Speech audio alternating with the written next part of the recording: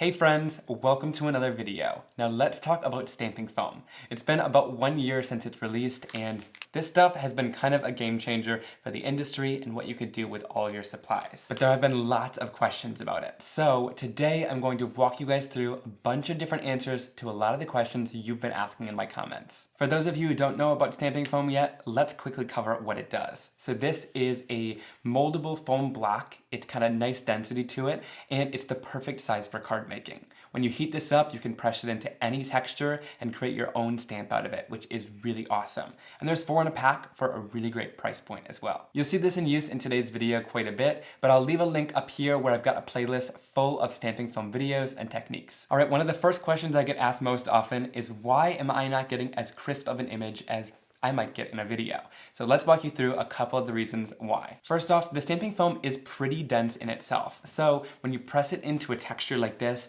you'll get a pretty good impression once you're done heating it.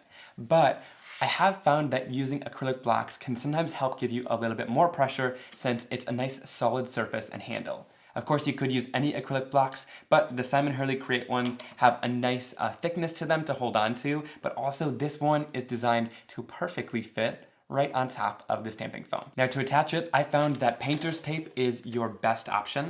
So I just pull off a piece of tape like this and rip it in half. And then I form 2 little kind of circles with my tape like this and place it right down onto my acrylic block. Now I like painter's tape, mint tape, or any low tack tape, but you don't want anything that's going to damage your acrylic block. You want to be able to remove it at the end. So once you're done sticking that down, we can line it up kind of in the center of our acrylic block, press down, and that's going to give you a really great handle for your stamping foam. And like I said, it's solid, so it's going to be a lot easier to get even pressure all throughout when you're pressing down. All right, now let's talk about taking an impression. I'm going to use the Luau stamp here. I'm going to flip this over, and the first thing I want you guys to do is kind of know exactly where you want to press your stamping foam into. So whether you want to use the corner, the center, find a part of your design where you know you're going to press it into. We don't want to hesitate once we're done heating our foam. So then I'm going to grab my stamping foam. I like to hold it in the air like this, and then I'm going to grab my heat tool and start heating this up. You want to heat it up for about 10 to 15 seconds, keeping your heat tool moving all across the surface so you get a nice even heat as you're heating this. Now, I don't find that holding it gets too hot or anything like that, but I like to hold it because right when you're done heating it like this, you're going to want to immediately press it into your stamping foam without any hesitation. And then you'll see, once I do this, I give it kind of a rock back and forth to make sure the edges are going to get pressure too. But you can see, right after it was heated, I press immediately into the stamping foam. We don't want to let it cool off at all. Then, when I lift it off the surface, you'll see that I got a nice impression all throughout the stamping foam. The edges have a really even image, and I didn't miss any area all throughout. That's partially because of that acrylic block, but also because we didn't hesitate after heating. Now let's ink this up. I'm going to use a couple of my Simon Hurley Create inks, starting off with a little bit of Guppy.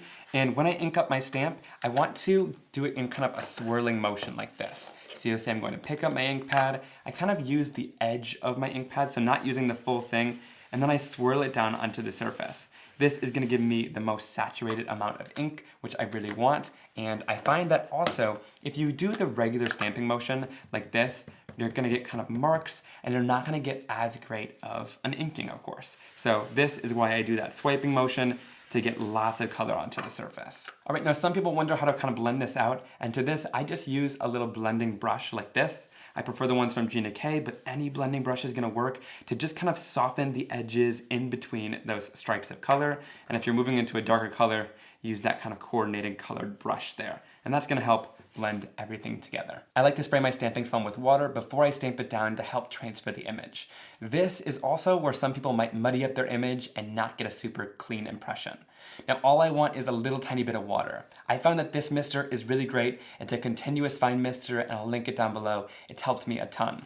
You want to kind of hold your foam about a foot away and then spray down a little mist. You can use more water if you want a more washed out watercolor look, but you can see on screen here that there is barely any water on that surface. This is what you want. You don't want any globs or anything like that because you want to keep all of the amazing detail. So I'm going to kind of flip this over, line this up. Now some people also ask how to kind of line it up on your surface. I look on these bottom 3 edges and make sure that they're aligned, and then that top edge is most likely going to be aligned as well. and we can lift this off the surface. And there we have that beautiful transfer of the image. And I love that we were able to take a lined and detailed image and create this kind of beautiful solid background to add a sentiment onto and finish our card off. Now to clean the ink off, I'm just gonna spray this down with a little bit of water, and my inks react with that water and clean off really nice and easily. So they're not going to stain the stamping foam. All right, but let's talk about if you do have an ink that stains. Here I've got an archival ink in emerald green. I'm gonna go on the surface here. And archival ink definitely is known to stain stamps. So I would say really any ink that stains your stamp is probably going to stain your stamping foam as well. Now once this is dry, it's not really going to affect your other inks that you apply on top. I'll spray over a little bit of water and try to clean it off. Comes off a little bit there, but it definitely stained the surface just a little bit. It's not too big of an issue, so definitely you could use those inks on the surface to get some stamping done, but I recommend going in with the stamp cleaner that's designed to clean that off of your stamp. So here I'm going in with a little bit of archival ink cleaner. This one comes in a dauber bottle, and honestly, I've only got a tiny little bit left, but this stuff is really quite strong, so it's going to help clean that off. But I know there are other stamp cleaners on the market that are designed to kind of clean off these inks. You can see that that helped to really clean that off. Now if you don't have any stamp cleaner or things like that, you could also use rubbing alcohol and try to use that to get it off, and that will definitely help as well. But as we always say, a stained stamp is a love stamp, and the same thing goes with your stamping foam. Usually when an ink is stained on there, it's not going to affect your next ink that you put on, so I wouldn't worry too much about it, because after all, it's just a tool that you're able to use. Now some people ask if this is reusable, and the answer is yes. So all you need to do to reuse this is go in with your heat tool here. I'm going to heat it for about 10 to 15 seconds again, and you'll see the design is going to slowly kind of start disappearing.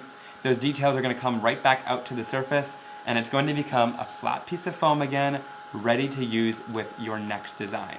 So I love that this stuff is reusable. Again, for the price point, it is amazing that 4 of these come in the pack. Now, I don't know the exact amount of times you can use it. I know lots of people have asked that as well, but once it kind of starts shrinking over time, because you heat it so much, it might shrink a little bit, might get a little bit dingy, and that's when you can pull the next one out of the pack and start using it. This next question I get tons, without fail, on almost every single video. You guys know you can use stamping foam on a bunch of different textures, but whenever I use stamps, people get a little bit confused because why would you make a stamp out of a stamp, right? It doesn't really make sense.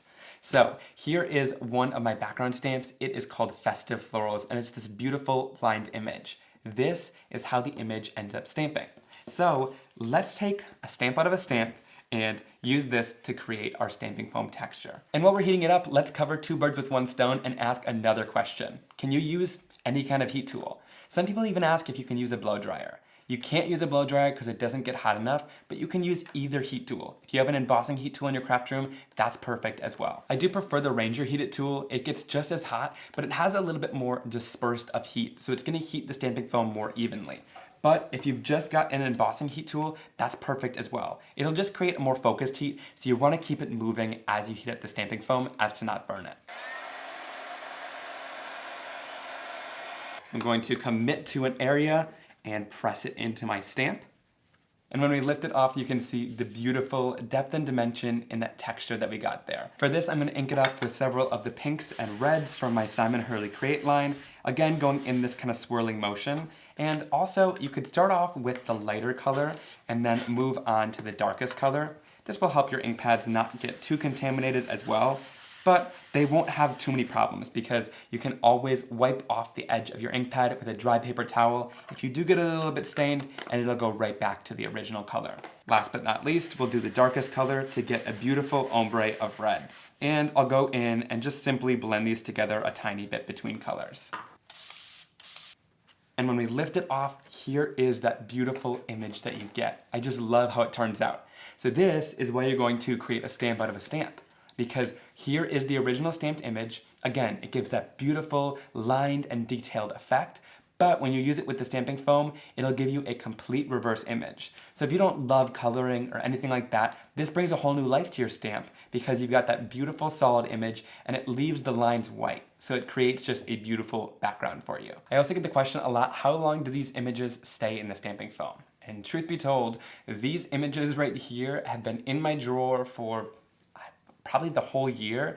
I've been collecting them as I go, and I have a whole drawer next to me full of designs that I collected from around my house or from stamps or dies or anything that I've pressed them into. And if I really love the designs, I keep them. You can see here they haven't lost any of the detail, which is really, really amazing. And you can keep using these on your stamping projects. They only really lose the detail if you heat it up again. And of course, then it will go back to flat and you can reuse it on any of your projects. So if you really like your designs, you might want to stock up on a couple packs of stamping foam so you can be able to keep them like this and keep using them over and over as background stamps. Now you can also take impressions from embossing folders. This happens to be a Dotty Circles 3D embossing folder from Altenew. I like the kind of more textured side that is raised up. That's going to give you a really great impression. And I've kept this one that my mom did. It gives a really beautiful look on here. Now to get to the question, some people ask if you can use blending brushes or blending tools to apply the ink onto your project. And while using your ink pads directly on the surface will give you the most vibrant result,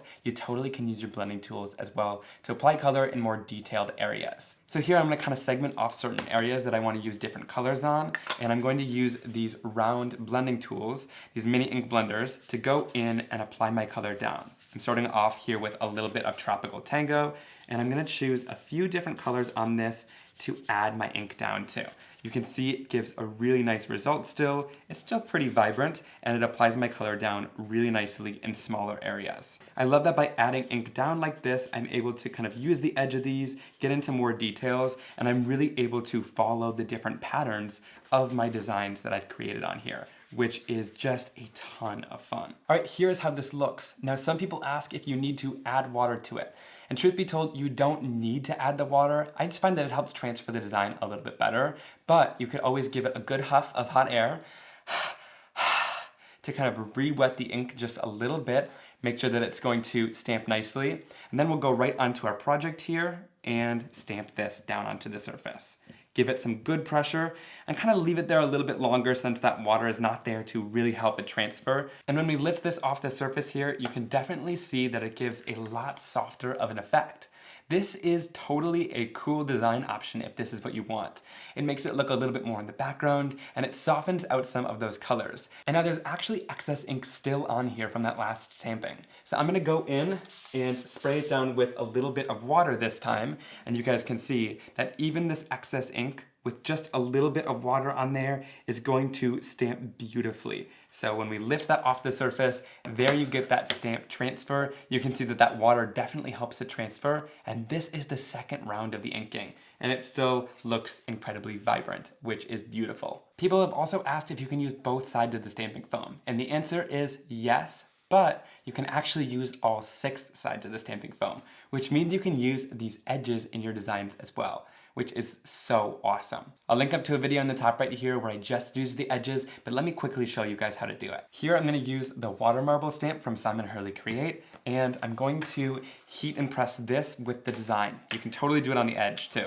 So I'm going to heat this up for about 10 to 15 seconds, again, keeping my heat tool moving. And once it's good and hot, we can press that into our stamp. Now I'm not using an acrylic block here because of how tall this is. I'm just giving it lots of pressure, and you can see that that totally transfers and gives me a beautiful impression on that edge too. Now it's time to go in and stamp this. So I'm going to use a little bit of Guppy ink first. We'll go in, spray this quickly, and then we can stamp it down onto our project.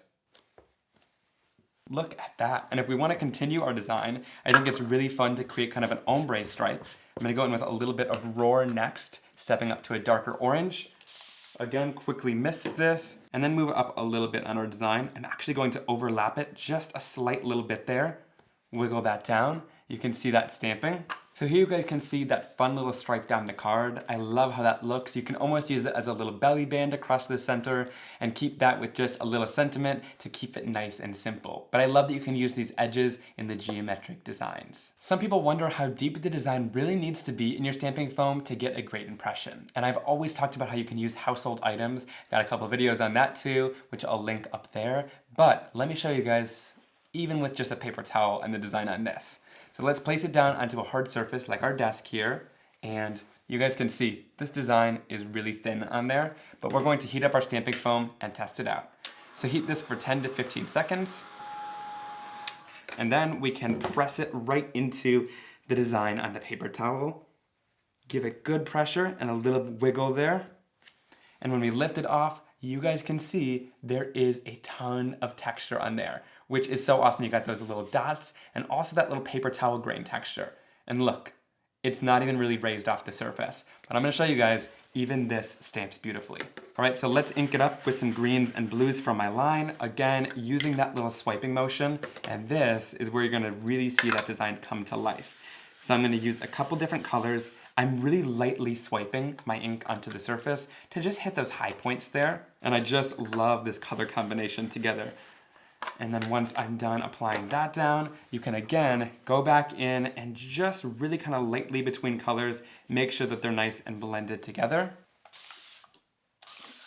Give it some pressure, and there is my finished result. This is really how amazing the stamping foam is. Look at all of the tiny little details that it caught there. It got that beautiful dot pattern, but then it also has that really nice kind of paper towel texture, and every grain of that paper towel is in there. So don't be fooled. You don't need a super deep image impression on your stamping foam. Try out a lot of different things from around your house. It's gonna give you beautiful impressions, and you can really test with things that are thin, thick, and really get different impressions all the time. I do also get the question of whether or not you can use dyes with your stamping foam. Some people think it's gonna cut into the surface. Here is a really awesome ornate cover plate die from Altenew, and I like to use this cutting side up. You're going to, again, heat up your stamping foam, press this into there, and then you're going to get a really beautiful result. This is one that I've saved in my drawer, and it gives a really great stamped image. So let me show you guys here. I'm gonna just go in with a little bit of Crown Me all across the surface of this, mist it down, and then we can stamp it down onto the surface of our card. And you can see just how amazing that looks. This is why I love those little cutting dies, because that little tiny cutting edge is going to give you a ton of fine line and really beautiful details. So totally go for it. Use your dies on here. It's not going to cut through your stamping foam. It's going to heat out perfectly fine and flatten down just as normal, but it's going to give those beautiful fine line details. All right, guys, I hope you really enjoyed this video answering all of the questions. And of course, if you're still looking for things to get other crafters, this is a really great gift that's really inexpensive, but it's going to give them a ton of opportunities to use new things in their craft room. Leave down any questions you have down below about the stamping foam, and I'll try to get those answered for you. And oh, I forgot one last question. Lots of people have been asking about different sizes of the stamping foam and if we're making any other iterations. And my answer to that is wait for 2022. It'll be exciting.